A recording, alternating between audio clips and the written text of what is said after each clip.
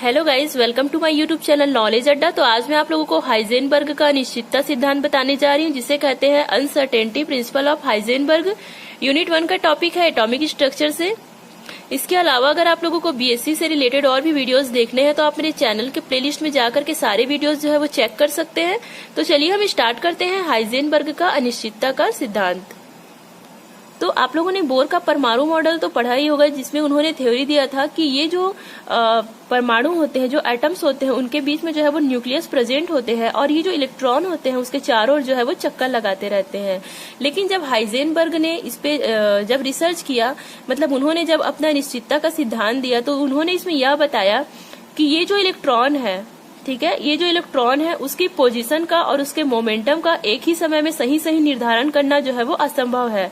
मतलब कहने का तात्पर्य यह है कि इसके इलेक्ट्रॉन के एग्जैक्ट पोजीशन के बारे में बता पाना जो है वो मुश्किल है। ठीक है, तो इसी के बारे में आज हम पढ़ेंगे हाइजेनबर्ग का अनिश्चितता का सिद्धांत।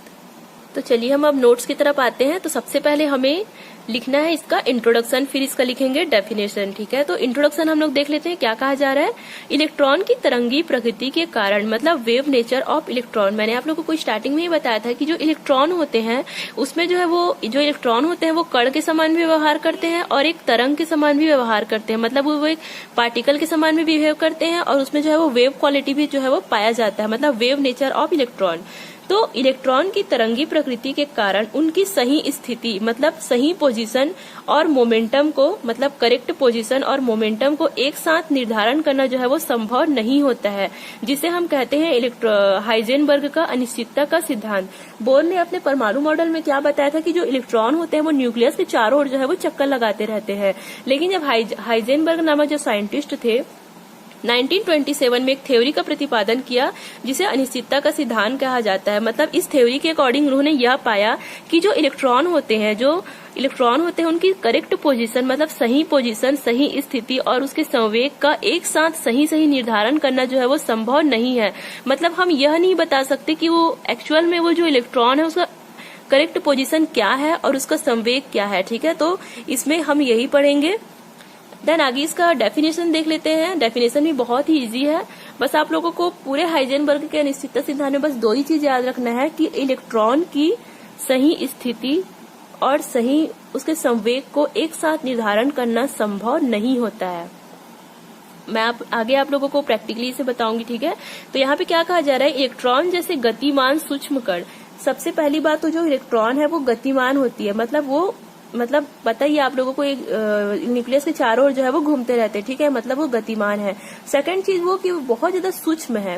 अगर कोई बड़ा चीज रहता तो उसके हम एग्जैक्ट पोजीशन के बारे में पता लगा सकते हैं, लेकिन जो इलेक्ट्रॉन होते हैं बहुत छोटे होते हैं, इतने सूक्ष्म होते हैं कि हम उसे नॉर्मल आईज से देख नहीं सकते। उसके लिए मतलब माइक्रोस्कोप्स वगैरह की जरूरत होती है। ठीक है, तो इसमें यही कहा जा रहा है कि इलेक्ट्रॉन जैसे गतिमान और सूक्ष्म कण, मतलब छोटे पार्टिकल के स्थिति व संवेग का साथ साथ निर्धारण करना संभव नहीं है। ठीक है, बहुत ही इजी डेफिनेशन है इसका। तो सबसे पहले हम लोग क्या देखें, इसका इंट्रोडक्शन में हम लोगों ने ये देखा कि इलेक्ट्रॉन के वेव नेचर के कारण उसके सही पोजीशन और मोमेंटम को एक साथ निर्धारण करना संभव नहीं है। 1927 में हाइजेनबर्ग ने ये जो थ्योरी जो है वो प्रस्तुत किया था। और डेफिनेशन भी बहुत इजी है, इलेक्ट्रॉन जैसे गतिमान सूक्ष्म कण के स्थिति व संवेग का साथ साथ निर्धारण करना संभव नहीं है। फिर हम लोग इसके आगे देखेंगे गणितीय रूप में हम इसे कैसे लिख सकते हैं और इसका मतलब जो है वो क्या होता है।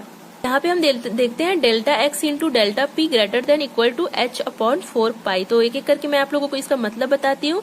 डेल्टा एक्स का मतलब होता है स्थिति में अनिश्चितता, मतलब uncertainty in position of any object.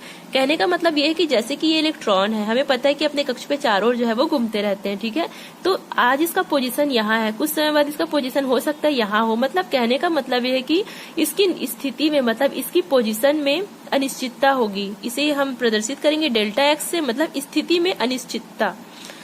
Second चीज ये डेल्टा पी क्या होता है, संवेग में अनिश्चितता, मतलब मोमेंटम में, uncertainty in momentum of any object. ठीक है, तो जैसे कि हम लोगों ने यहाँ पे देखा कि इसके पोजीशन में भी कोई निश्चित नहीं थी, मतलब ये निश्चित नहीं था कि इसका पोजीशन क्या है।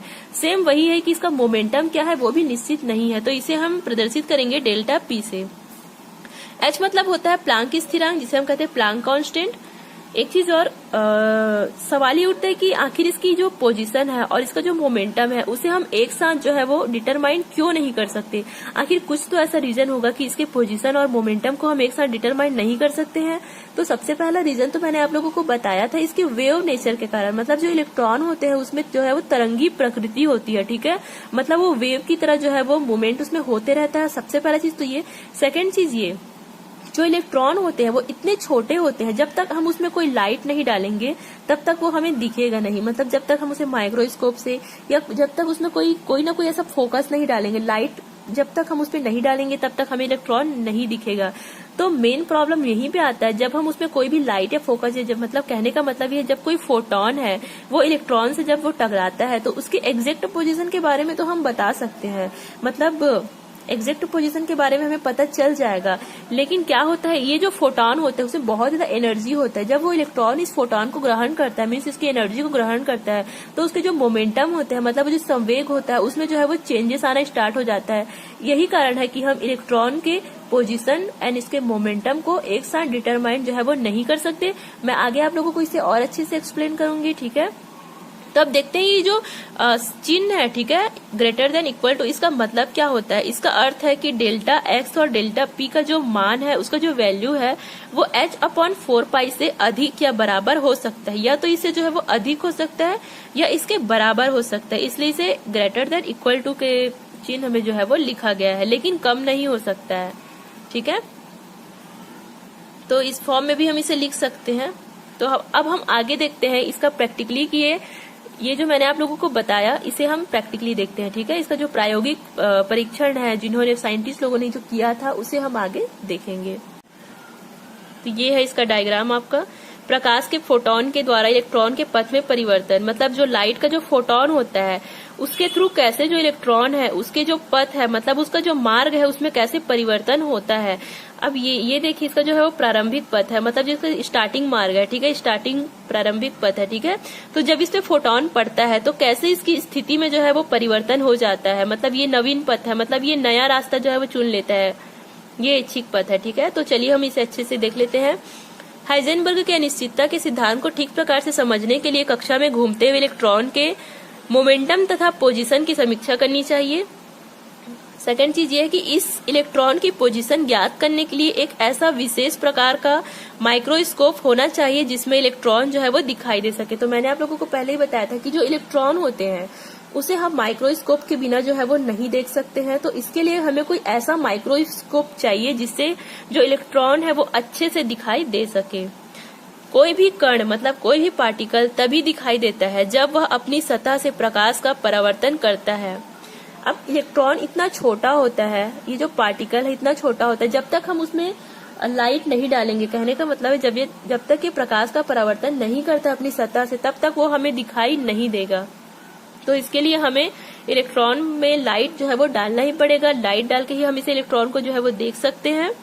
अतः इलेक्ट्रॉन पर जब ऐसी किरणों का फोटोन पड़कर परावर्तित होता है जिसमें बहुत अधिक एनर्जी होती है तो उसकी टक्कर से इलेक्ट्रॉन का जो मोमेंटम है वो चेंज हो जाता है। समझ रहे हैं आप? मैंने आप लोगों को पहले ही बताया था कि जब ये फोटोन है इलेक्ट्रॉन के ऊपर पड़ता है तो उसका जो मोमेंटम है, जो उसका संवेग है वो चेंज हो जाता है तथा संवेग की अनिश्चितता जो है वो बढ़ जाती है। अब जब फोटोन इलेक्ट्रॉन पे पड़ रहा है उसके पोजीशन को तो हम एग्जैक्ट पता लगा सकते हैं, लेकिन उसका संवेग जो है वो परिवर्तित हो जाएगा क्योंकि उसे एनर्जी मिल जाएगा फोटोन के थ्रू। यहाँ पे आप लोग देख रहे हो, ठीक है, जब ये फोटोन जब इस पे पड़ा, ठीक है, हम लोग सूक्ष्मदर्शी में देख रहे हैं जब ये फोटोन जो है परावर्तित हो रही, ठीक है, तो ये जो इलेक्ट्रॉन है अपना जो है वो जो पथ है उसे जो है वो चेंज कर लिए क्योंकि इसमें जो है वो फोटोन में बहुत ज्यादा एनर्जी होता है, ठीक है।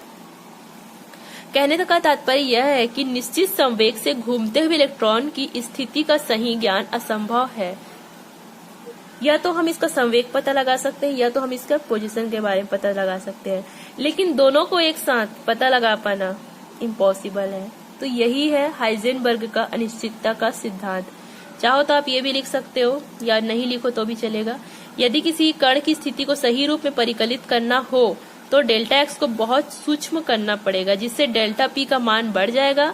अब स्थिति की अनिश्चितता नगण्य करने पर संवेग की अनिश्चितता बढ़ जाएगी। टोटल मिला के ये कंक्लूजन निकलता है कि हाइजेनबर्ग ने अपने जो थ्योरी दिया था उन्होंने उसमें ये कहा था कि कोई भी इलेक्ट्रॉन, कोई भी छोटे कण, ठीक है, प्रोटॉन न्यूट्रॉन भी हो सकते हैं, ऐसा कोई बात नहीं, इलेक्ट्रॉन ही है, ठीक है, कोई भी गतिमान सूक्ष्म कण, घूमते हुए कण जो है अगर बहुत ज्यादा छोटे हैं तो उसकी पोजीशन और मोमेंटम को एक साथ डिटरमाइन करना इम्पॉसिबल है या असंभव है, ठीक है। तो यही है हाइजेनबर्ग का अनिश्चितता का सिद्धांत। तो आई होप यू गाइस ये वीडियो आप लोगों को समझ आया होगा।